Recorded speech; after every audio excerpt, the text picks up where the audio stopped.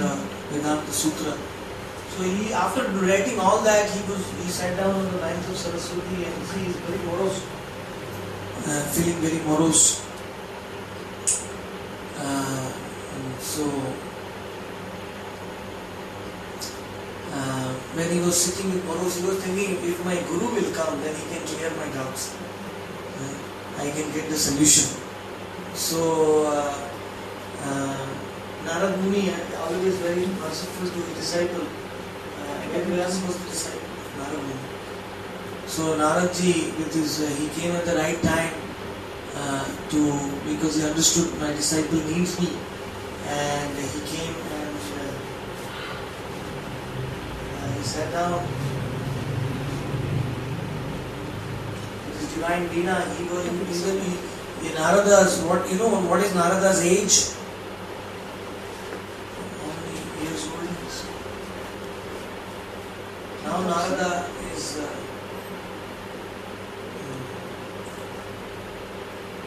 almost 432 crore years old.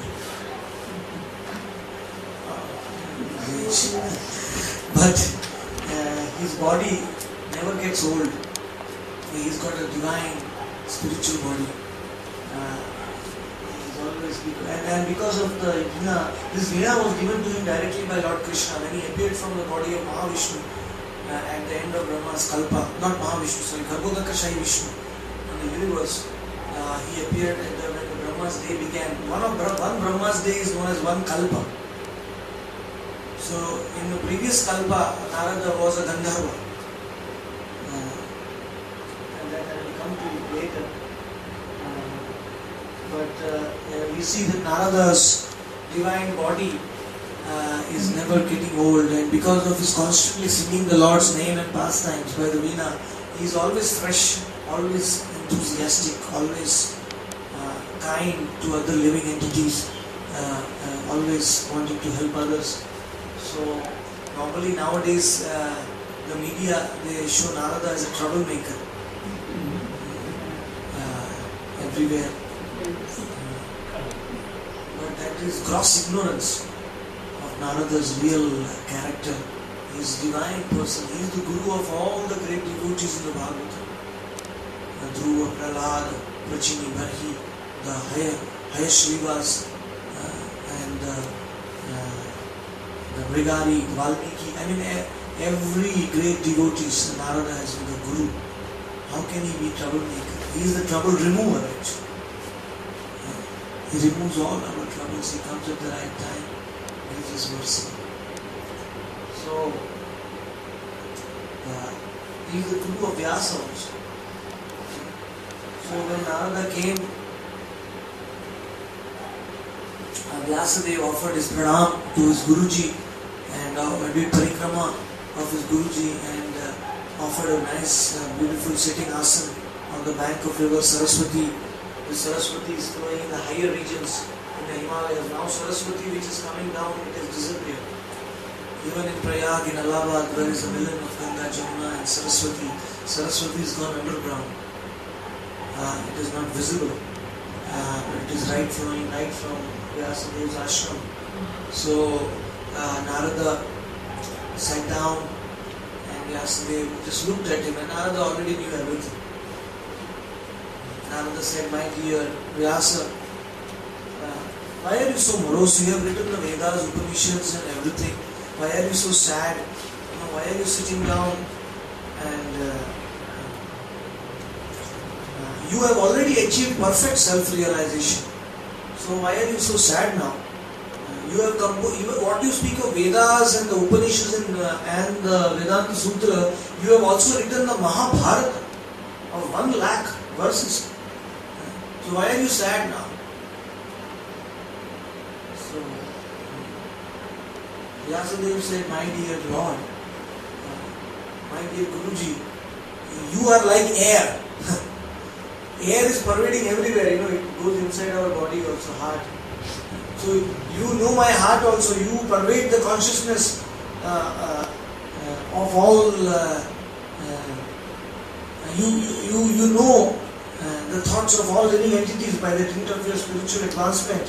So you can penetrate, you know everything. You please instruct me, my benefit. How do I remove my moroseness? How do I remove my dissatisfaction? So Narada, at that time, he looked at Vyasa and he said that Yadvachaschitrapadam Harer Yasho Jagat Pravitram Pragnihit Karhichit Savayasam Tirtham Utsanti Manasa. That Yatra Nahamsa Nirmanti Ushikashayaha. Beautiful verse. Vyasadeva, when he spoke, you know what the first thing he spoke? Narada. He chastised Vyasadeva. Sometimes the Guru corrects the disciple. So Narada chastised. My dear Vyasa, you have written all the scriptures, but all the scriptures are good for only crows. So Vyasam Tirtham Utsanti Manasa. You have not written the scriptures for swans. Yatra na Hansa Nirmanti Ushikashaya. The Hansas are not interested in all this. You have only glorified God in His impersonal form. You have not described His divine transcendental activities. So, I mean, the swan-like the souls are not interested in reading only a partial realization of God. So, God is in three forms: in impersonal Brahma, as a localized Paramatma, and as the personal Bhagwan or Lord Krishna. So he comes in three forms. So till now you have only glorified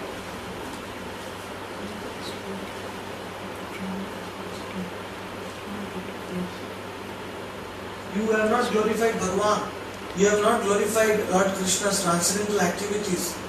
So I know he told his disciple that, my dear Narada, that literature which is written perfectly, but if it doesn't glorify the direct activities of Lord Krishna, the divine Leelas, then that literature is not fit to be read by even the it cannot purify the world, it cannot purify anyone. But that literature which is even written imperfectly, sometimes Sanskrit scholars, they find out faults in devotees, books, Vaishnava books. They say this is not proper. But the point is, if the desire to glorify the Lord, Nama Yasha Ankitani Yat Shridvanti Gayanti Grinanti Sadhava, the real sadhus, they understand that in the literatures of the holy books, they are glorifying the Lord's divine activities, then they can purify the whole of creation, even though they may be written imperfect. So what is the use? You have written all this. Please, my dear Vyasadeva, please compose the direct scripture which will glorify the pastimes. Now you have attained the maturity of all your knowledge. You have written the Vedas, Upanishads and Ityasas and everything. Now you are fully mature. Now is the time to write the Srimad Bhagavat Mahapurana. And don't waste time in Bhagavatam. Right from the first shloka of Bhagavatam, directly glorify Lord Krishna. Don't go like this. Look at the nose. Two ways. Don't indirectly. So that is why Vyasadeva wrote, and in the first verse, in the second verse only, he rejected everything else except bhakti. He said, Dharma projita kaitavotra paramo nirmat saranam satam vedyam vastavam atra vastu jivadam tapatrayom bhulanam Srimad Bhagavatam Mahapuranam Amalam Vaishnavanam Param. That Ko-Para Ishvara. There is no other scripture required. Bhagavatam, Purana, Vaishnavanam, it rejects all cheating religion. Religiosity is nowadays in the form of religion. There is so much cheating. But Srimad Bhagavatam is so pure, it rejects all kinds of impure forms of religion. It directly talks about, because Dharma, Artha, Kama and Moksha, there are 4 steps in human life. Dharma means religiosity. Somebody practices religiosity with the aim to get wealth, artha. then one gets artha, then one wants to fulfill the desires, kama, then one after trying to fulfill desires for whole life, one becomes frustrated and there is no happiness here, then one goes for moksha, liberation. But all these four are actually binding us to this material world. So the real form of religion is known as Sanatan Dharma, the religion of the soul is beyond Dharma Artha. It's a Pancham Purushartha, the fifth Purushartha. That is what Bhagavatam is talking about, the attainment of Lord Krishna. So Narada said, my dear Vyasa, please describe these pastimes and the great, just like the great authorities have described, and don't waste any further time. Let Bhagavatam be revealed to this world in Kali Yuga. So Vyasadeva was very happy to hear from his Gurudev, and then but then asked the question to Narada Muni, my dear Guru, please tell me, how did you get this divine form? I am very inquisitive to know that how did you get this divine form, and how come you are sitting in front of me in this form, how come you are carrying this veena, don't you ever die? And how come you can travel everywhere with this body? So please tell me. So Narada said,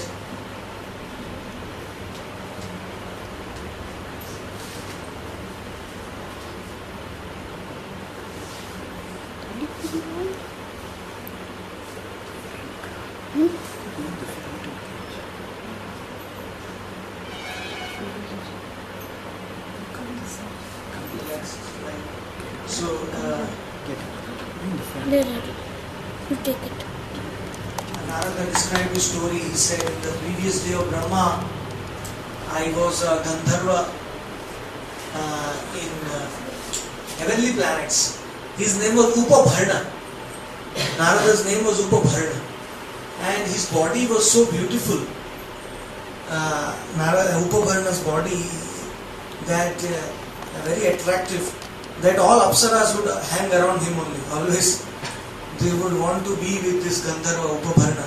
So this Upabharna became so lusty because always being surrounded by the apsaras and always enjoying with them, that he would become intoxicated in the assembly of these apsaras. So one day there was a big Sankirtan Sabha in the Swarga, heavenly planets, the Prajapatis and the demigods they organized. So all Gandharvas were invited. So Upabharna was also invited. So he came there, but he came with all his apsaras, and everybody was singing Nama Sankirtana of Lord Krishna. But he came and his apsaras, and they started singing about him only, about Upabharna. And then they started singing about other devatas and all those things. They started singing. All the demigods, they were singing about Krishna, and they heard, what is this disturbance going on? Who is this Gandharva? So puffed up. He has come in the assembly, and instead of singing about Krishna, he is singing about himself, how beautiful he is. So the Prajapatis became angry, and they cursed Upabharna, you are not fit for becoming Gandharva. You become Dasiputra.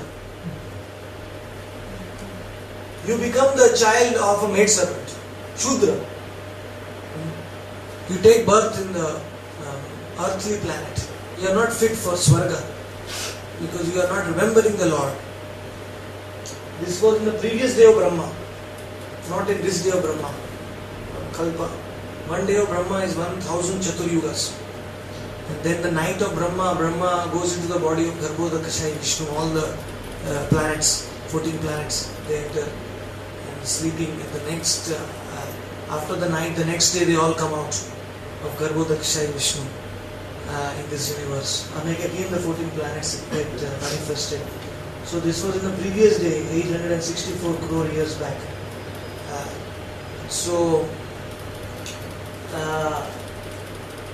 Narada took birth as a child of the maidservant, and she was very affectionate to her child. She used to take care of her child, feed the child, but ultimately she was not independent. Ultimately, Lord Krishna is the controller. Even if our parents take very nice care of children, But if the children are destined to get sick, can the parents stop? No. Because ultimately Krishna's desire is that God is controlling everything. We are the caretaker. So she was helping, but and he was very happy with her mother. And very, very fortunately, the 4 months of the rainy season came. It is known as Chaturmas. They start from around July to November, December, like that.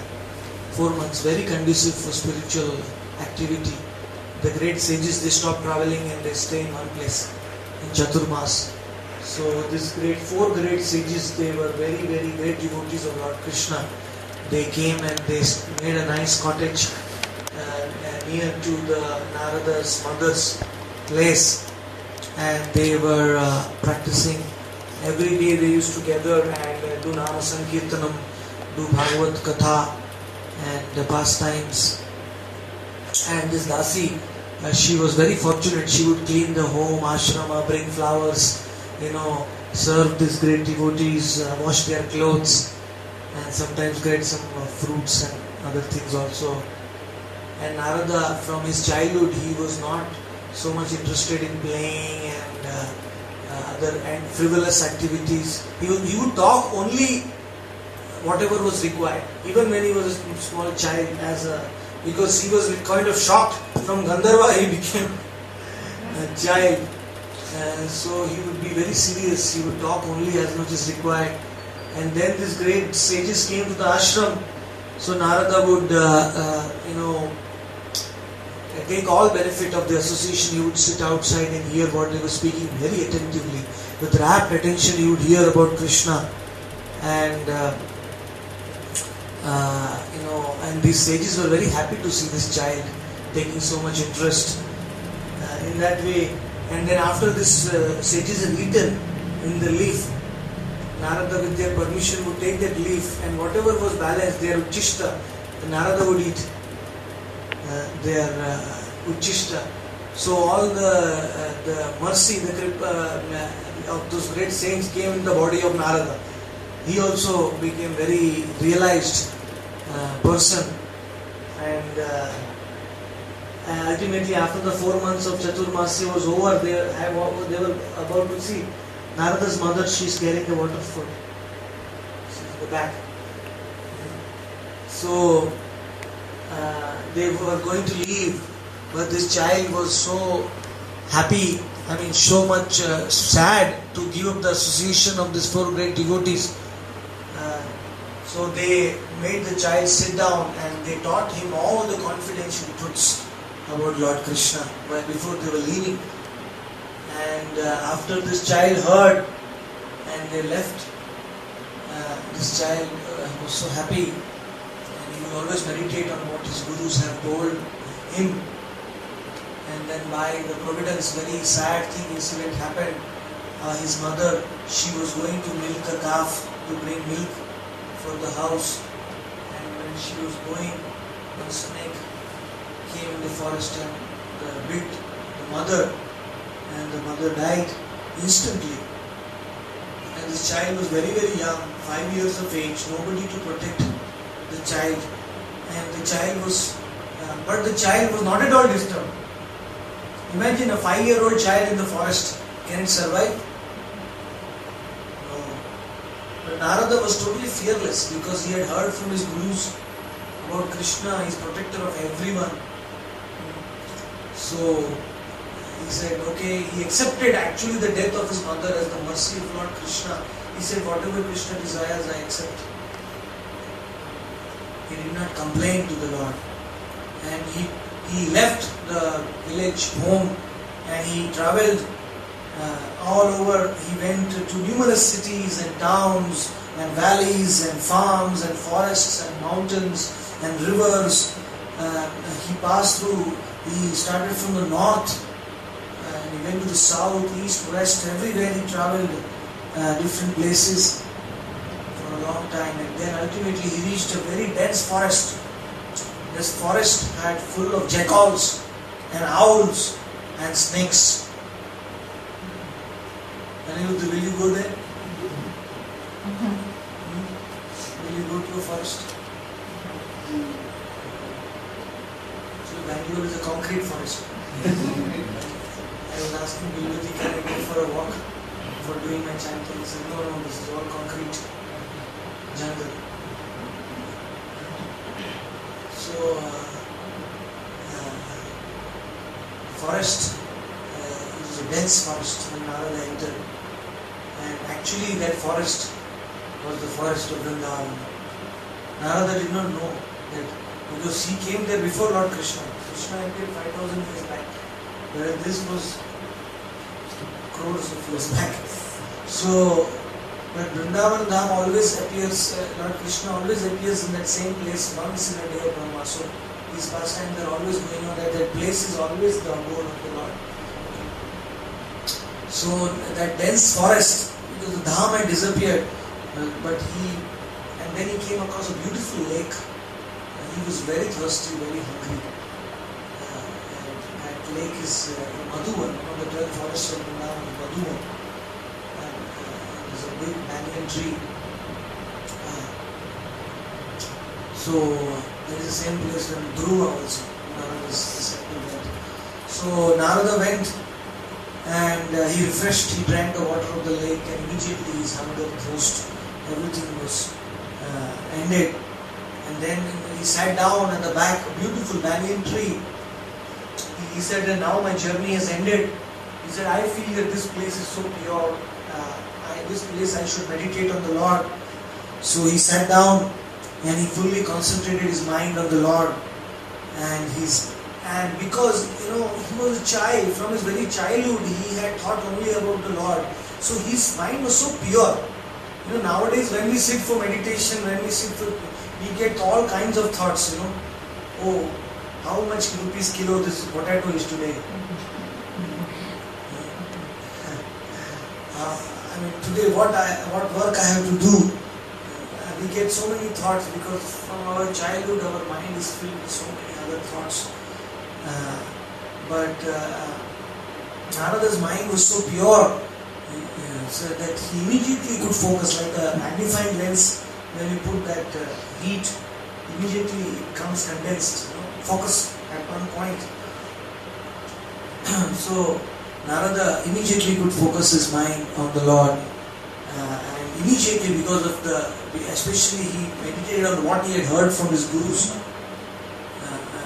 mantra and the method, and immediately his mind transformed in pure love for Krishna. Immediately he attained the success of his sadhana. He became Siddha. He actually, pure love manifested in his heart, and suddenly the Supreme Lord appeared within his heart.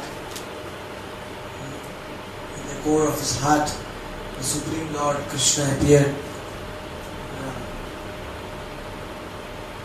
And he simply closed his eyes, and he was, with full satisfaction, he was looking at the beauty of the Lord in the core of his heart, in the lotus of his heart. And he was so satisfied, because after Yasmin Labhyate Natar Anyatra Labhyatam Ichchati, after seeing Krishna, one will not feel like seeing anything else. One will not feel like acquiring anything else, because he is supreme diamond. You get this diamond, then one doesn't want anything else. So he was so happy and so much bliss. He focused his vision on the Lord, and all his bodily parts, his hairs, stand on the end, and all his body became like floating in happiness. His limbs, he was so enlivened and absorbed in the ecstasy of the Lord. And Narada was telling Vyasa that, my dear Vyasa, if somebody sees the Lord, this is beyond description. I cannot describe to you.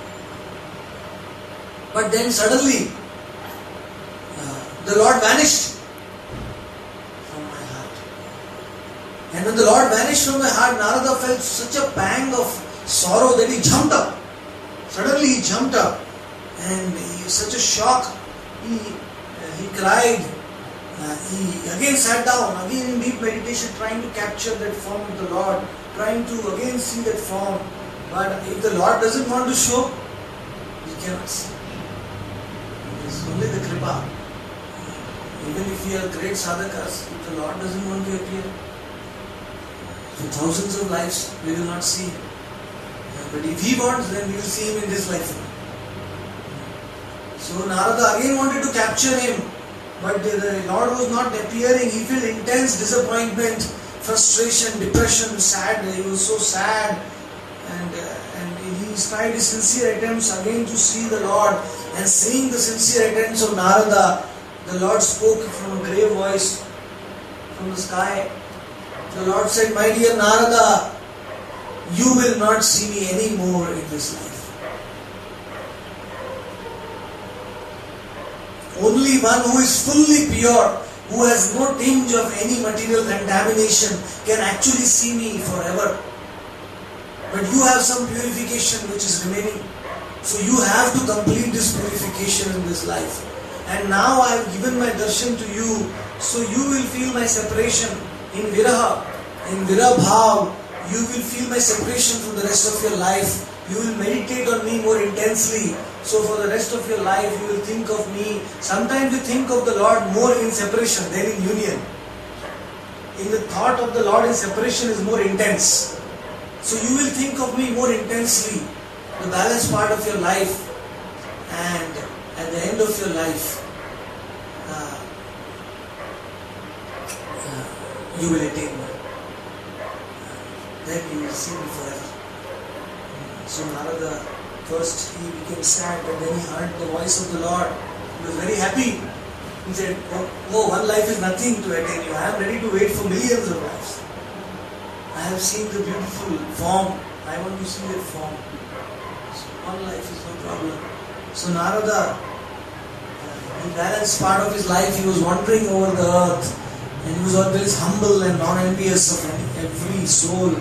He continuously chanted the holy names and pastime, meditated on his Guru's instructions and on what he saw the Lord, and he became fully purified with no material contamination. And then at the end of his life, when he left his body, his soul came out of his body, and immediately the soul got a spiritual body.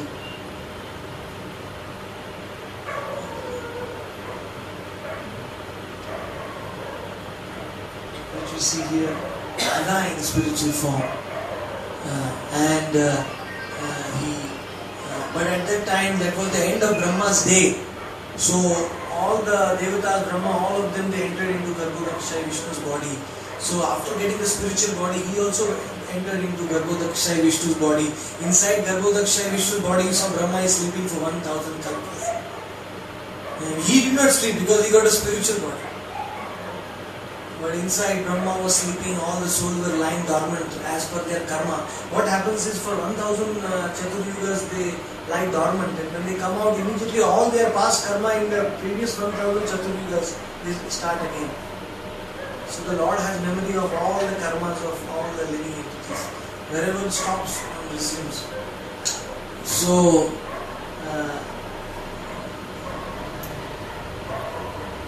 in that way, Narada got a divine spiritual form, and he told Vyasa that, "My dear Vyasa,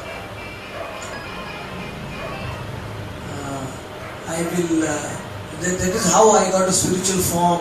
So when I saw the Lord face to face, and then this kalpa he has come out, and he's traveling everywhere. He can come now here also, in Narada also. He can come anywhere. He's still there in this kalpa. He is a divine spiritual form. He can go even to the spiritual world with this self-same body. Normally when we have to go to the spiritual world, we cannot go with this material body. We need a spiritual body. But Narada does not need to change bodies because his body itself is Atma. Atma and body show no difference for him. So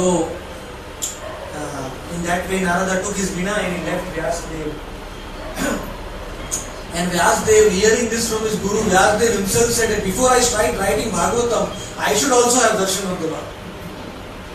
So Vyasadeva took the water Achmana purified himself, and he went into Mahasamadhi on the banks of Saraswati. What he had heard from Narada, he was deeply meditating, and ultimately Vyasa, by the mercy of his Guru, he saw Lord Krishna in his meditation face to face. And next to Krishna was a beautiful lady. She was sitting. Who was that?